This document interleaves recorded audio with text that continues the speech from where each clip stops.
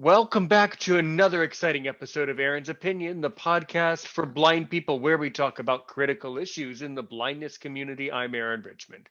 Tonight, like all other episodes, is of course copywritten by me and Aaron's Opinion. Thank you. You can watch us right here on YouTube where so many of you do, along with listening to us on iTunes or wherever you get the podcast.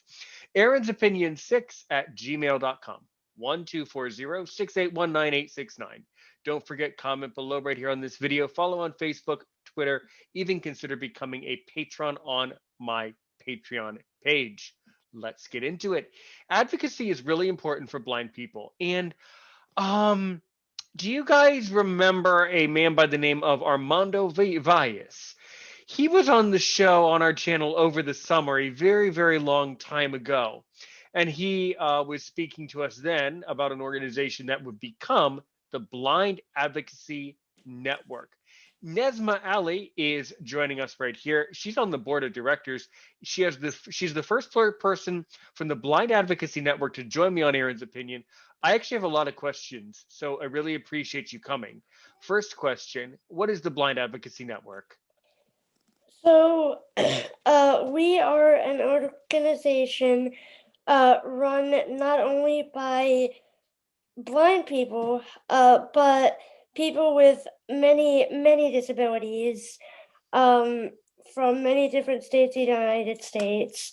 We are an organization that enables individuals to be able to advocate for themselves by providing them resources, as well as giving them the opportunity for us to be an advocating voice for them in the case that they cannot advocate for themselves with the tools that they have been given.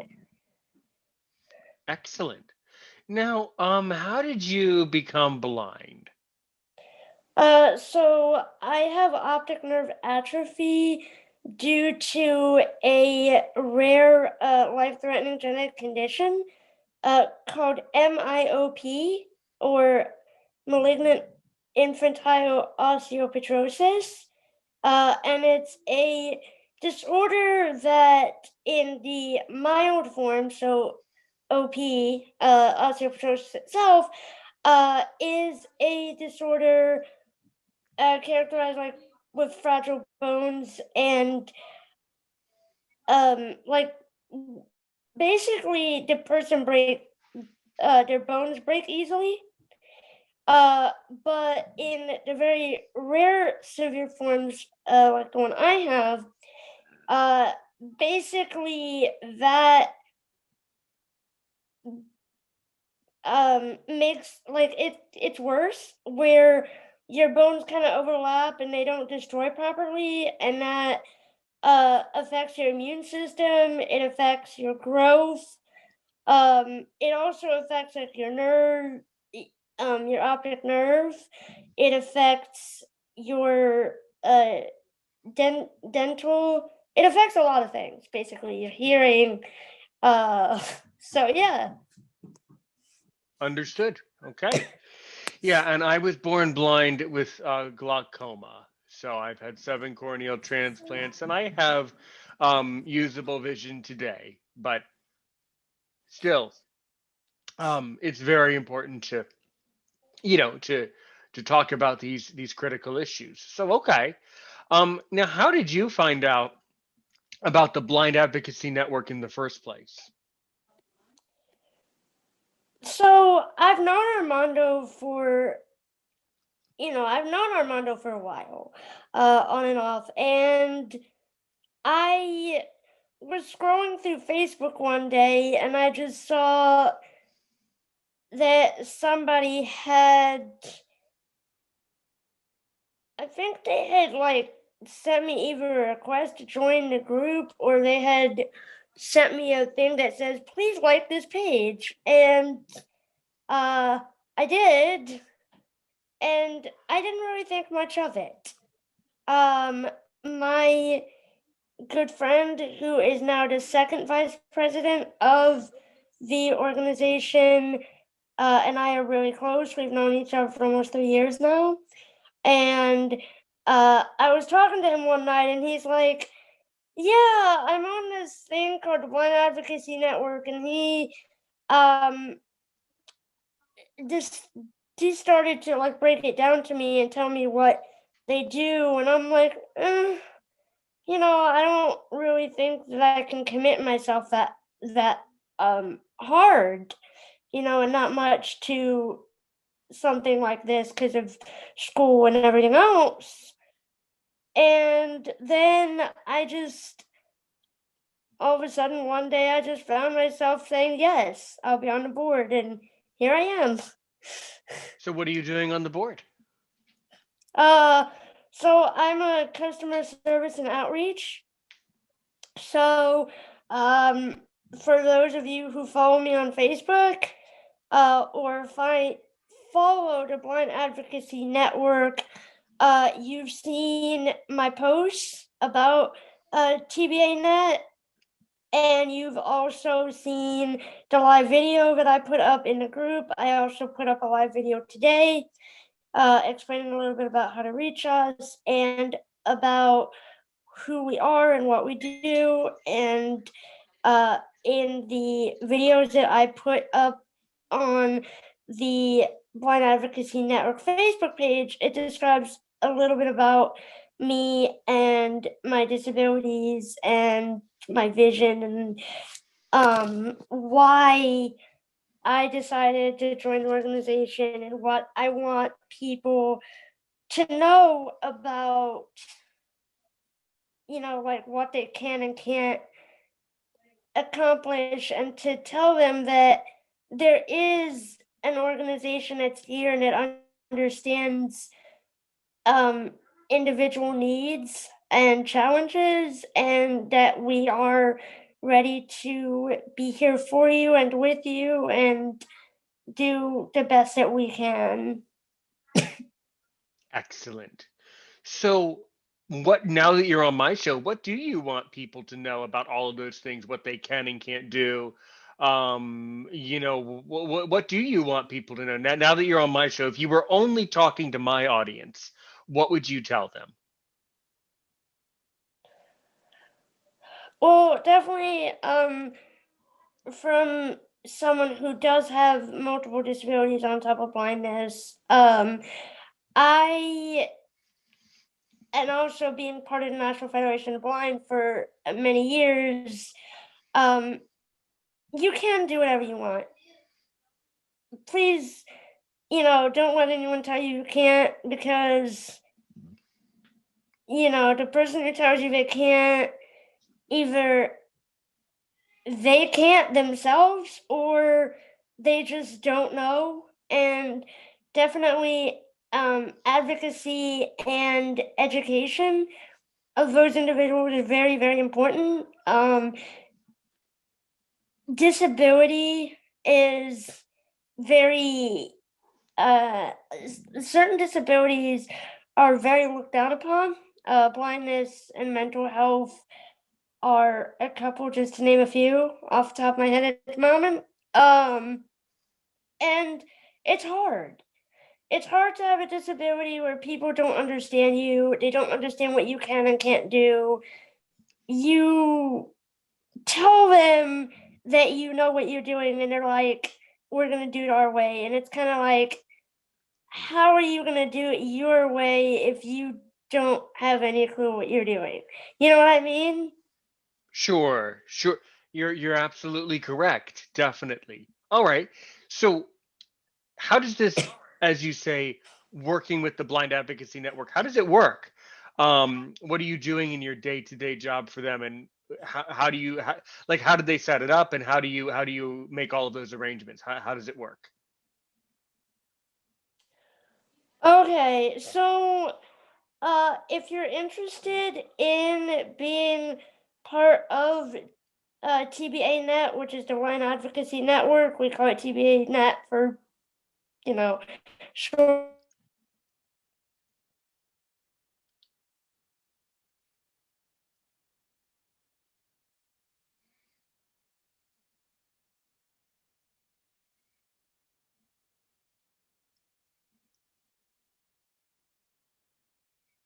shortness purposes, but anyways, Doug Oliver of the organization and my good friend for almost 3 years now, does a lot of the hiring. So if you want to be on staff on the board of directors, contact your own email address. You get your own extension within the wider so the company has a phone number, and each staff member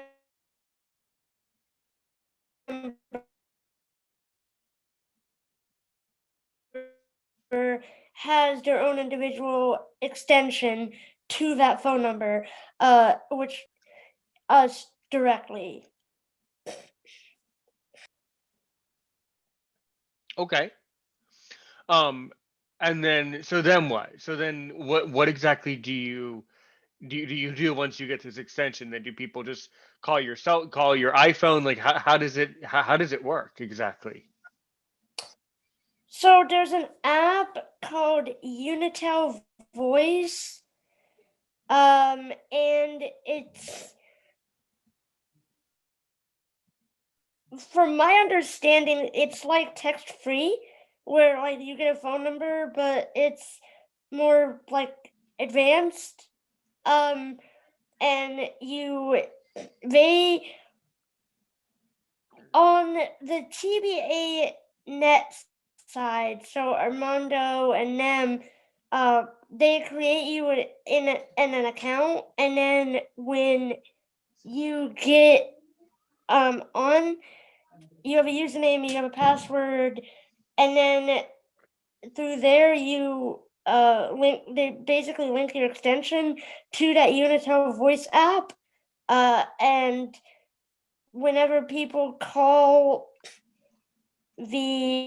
I think it's the 800 number, like the general number, they can dial the extension to reach the individual member that they want to speak to. Excellent. Okay, good. Okay, so And yeah, go ahead.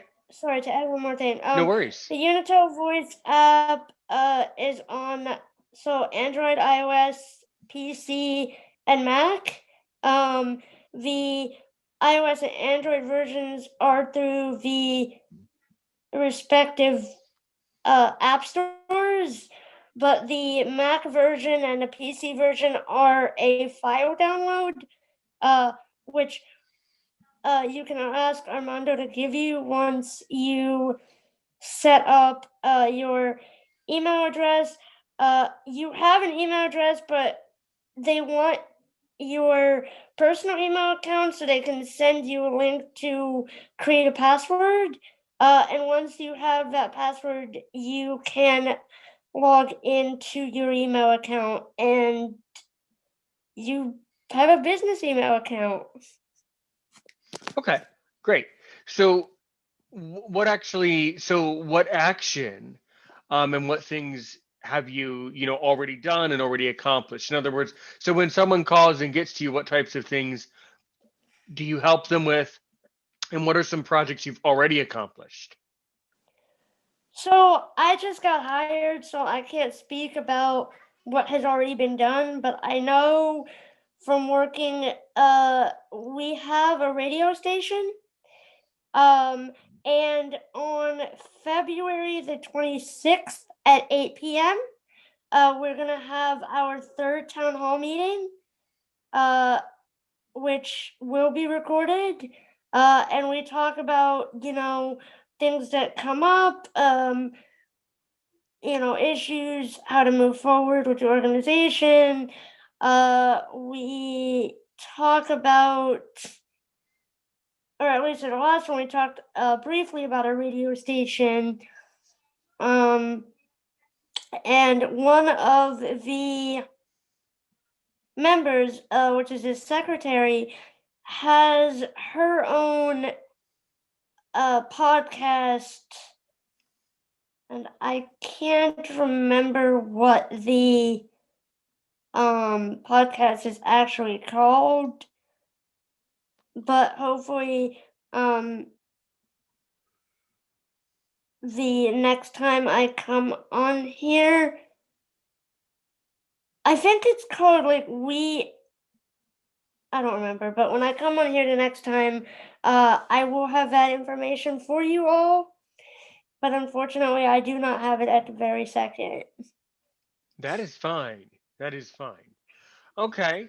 And then like as far as the organization of when you actually come online and log into the app to be able to receive the calls, like do you just pick hours like around the clock that you want to be available, or how do they decide that? I'm just curious. So from what I've been told, like we have not gotten any calls yet. Um, I know that like we've gotten like emails within the organization, like staff, but I don't think we've gotten like outside emails quite yet. We are still a growing organization, so a like your participation in the organization and your spreading the word out about us is the way that we will get people to call in, is the way we will be able to reach more people. Our website is T as in Tango, B as in Ball, A as in Apple, net.org. So tbanet.org. Yes. Excellent. Very good. Where you can click the link in the description for more information. So let's change gears slightly. So before we started the episode, you were mentioning how you are studying psychology, right? Yes. Okay, can you talk to us about your interest in psychology and some of the goals that you want to accomplish?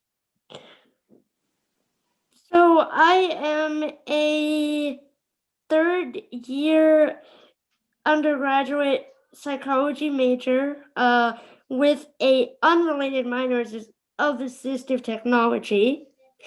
Uh, how that minor came about was basically I love technology and I wanted to minor in communication. Took my first communication class and decided, nope, not for me. So, um, but so that was for my minor. So for my major, um, I from a young age have been told that like I'm really good at helping people feel better and help people through things. And so it wasn't until I just I uh have interactions with people with mental health disorders, so like my friends, and it wasn't until I realized that I was hitting that mental health point in my life as well that I realized that that's what I want to do. I want to be a sound of reason for people who think that it's over. And I'm going to tell you something. No, it's not. Reach out. Um, that's why the crisis centers are here. That's why friends are here. That's why supportive groups are here. So, like, don't ever feel like you're alone because you're not.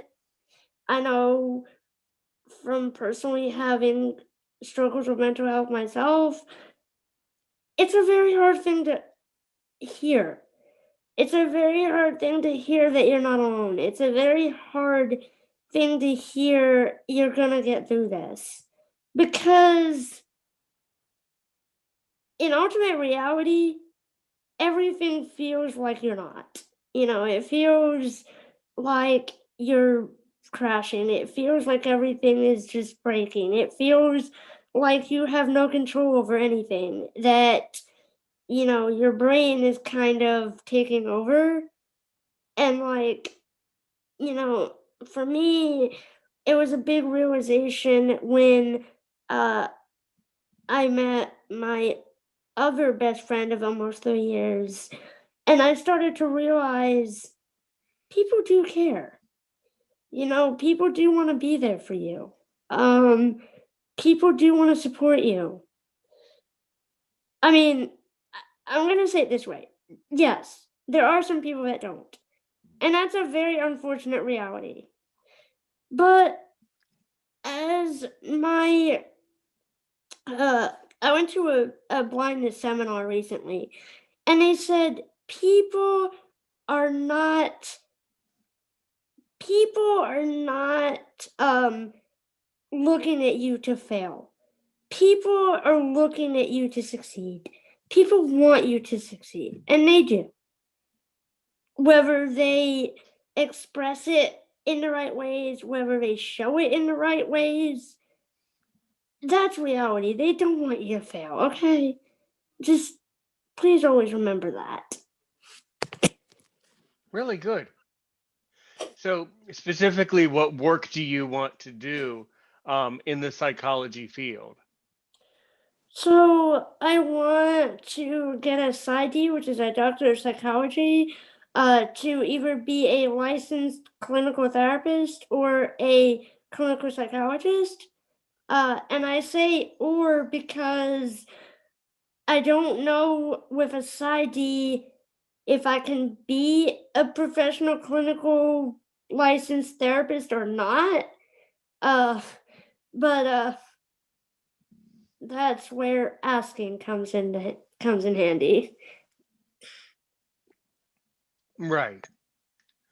So, yeah, I mean, if there's anyone in the audience who knows the answer to that question, please comment below. All right. So, what are some activities that, like, how do you like to spend your time these days? Maybe when you're not studying. Good question, because I was just about to say, you mean when I'm not in school? Um, I do a lot of activities. TBA Net is one of them. Uh, I am still part of the National Federation of the Blind, so I go to a lot of their student seminars.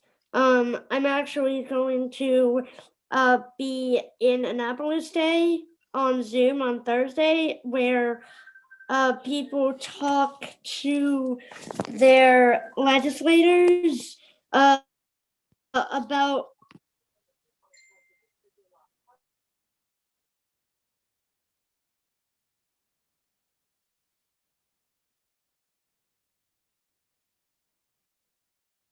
that uh,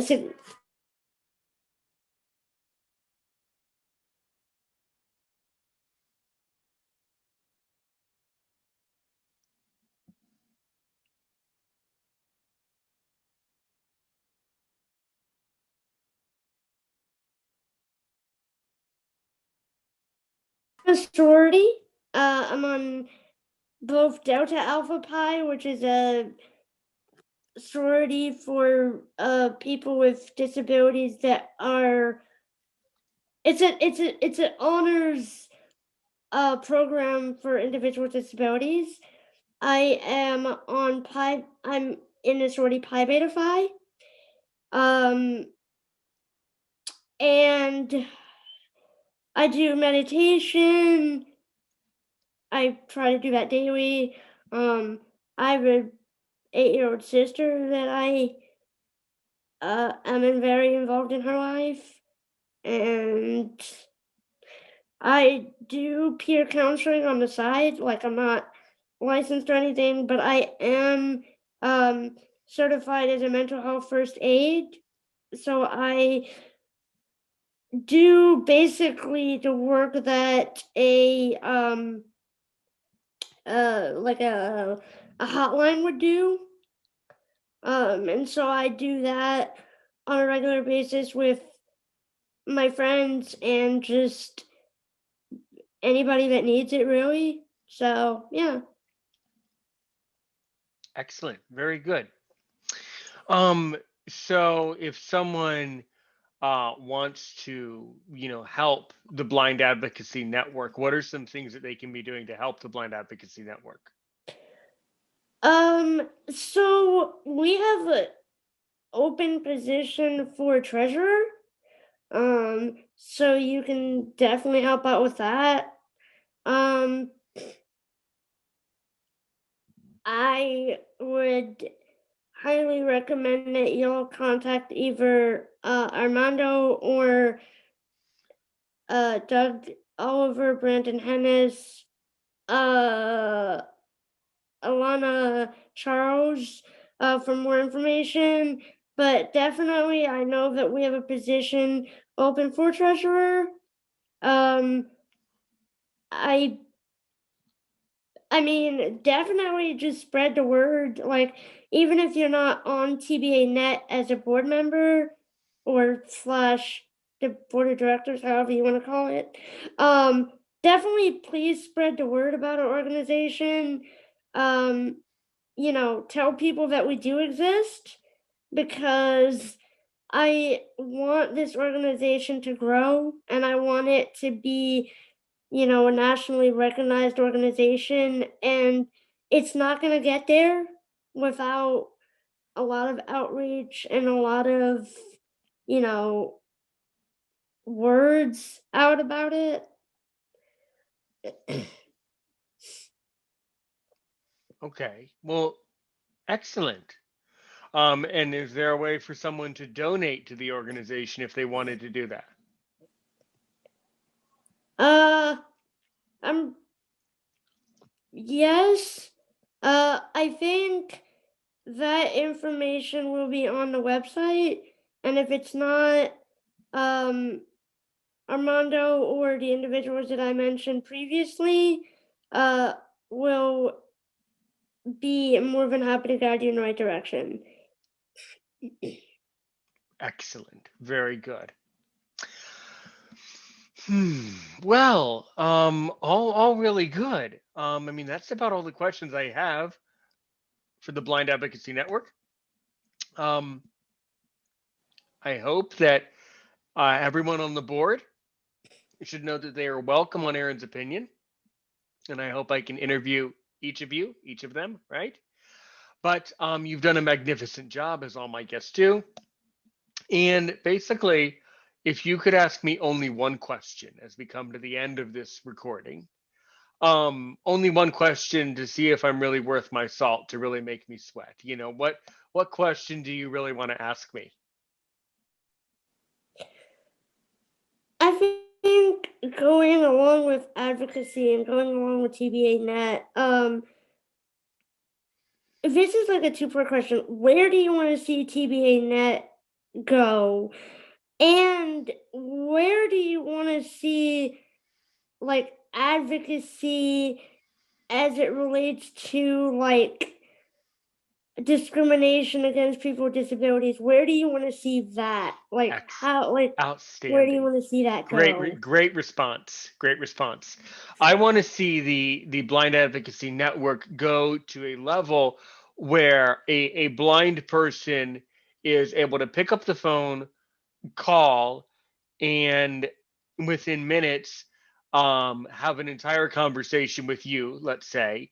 Have a way of kind of sending in information, starting a case, basically creating a file where TBANet basically creates and collects data and information, should be doing this on blind people and people with disabilities who are facing various forms of discrimination, whether it's at home, at school, at the workplace. That's really what needs to happen, I think. And I mean, as far as advocacy goes, advocacy needs to get to the point where it should become so easy to advocate. We shouldn't need to call a number and wait for someone to pick up. I appreciate the service. I appreciate it's there now, and that's a huge step in the right direction.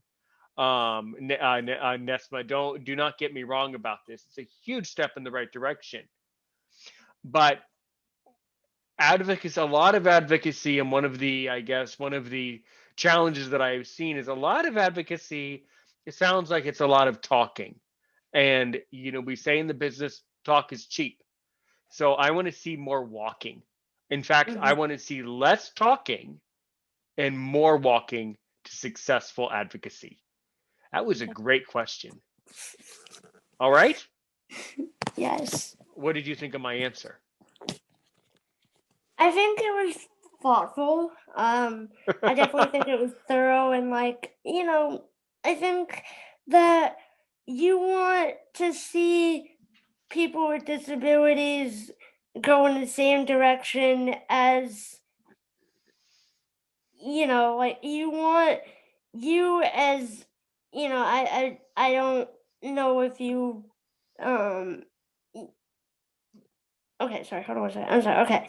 You as a blind person want to see disability go in the same direction as it should go. And I do believe that we should have enough resources where it should be natural that you go to a website and it's universally designed. Or you go to a class and you don't have to go, when the class is open a couple days before and scroll through the PDFs and make sure that it's good for you to read. It's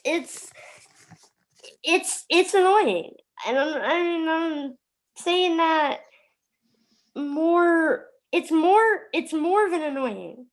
It really is. It's more than annoying because we have the ADA, which has been around since the 19 something, and we're not where we should be. And that is incredibly heartbreaking if I'm going to put it to you in a very, you know, accurate context. You got it. Exactly. Exactly. Well, thanks for this episode. Know that Nesma, know that you are forever part of Aaron's opinion. Know that you're always welcome on my show anytime you want. Just let me know. Um, if someone wants to get in touch with you personally about this episode, how would they do that?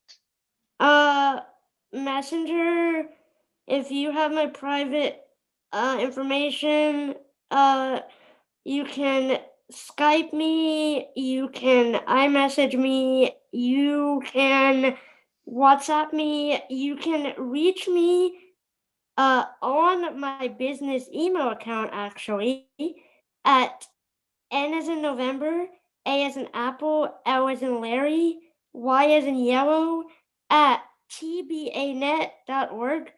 Um, and I do check emails regularly, so please do ask questions. If you have questions and for some reason you can't get in touch with me, you could always ask Aaron, and Aaron will ask, and I will get the information to him. That was a very good answer because not only did you give the appropriate information, but you also pawned all of the responsibility of that information back to me. I mean, isn't that what it's supposed to be? Well, it is now. Apparently, you just did that. Well, okay. That's right, everybody. So to contact my guests, just go to aaronsopinion6 at gmail.com. 124 Aaron's opinion. That was a hilarious. That was hilarious. Okay. I'm sure we're going to get a lot of responses just from that interaction.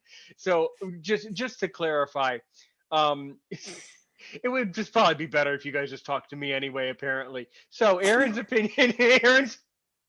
Aaron's opinion 6 at gmail.com. Okay, 1240 6819869. Aaron's opinion 6 at gmail.com. Nesma, that was a really fun episode. Thanks so much for recording this one. Know that you're, as I say, always welcome on Aaron's opinion. Please don't hang up. I have a question offline for just a moment. Okay. And if you guys have questions, yeah, Aaron's opinion 6 at gmail.com, 1240 6819869. Thanks so much for learning about the Blind Advocacy Network. Um, tbanet.org. Click the link in the description. Nesma, I wish you the very best of health along with everybody else around the Thank world. you so Okay? much for having me. My pleasure. And as we say on this podcast, great having you here tonight. And take care, everybody. Help one person today, help a million people tomorrow.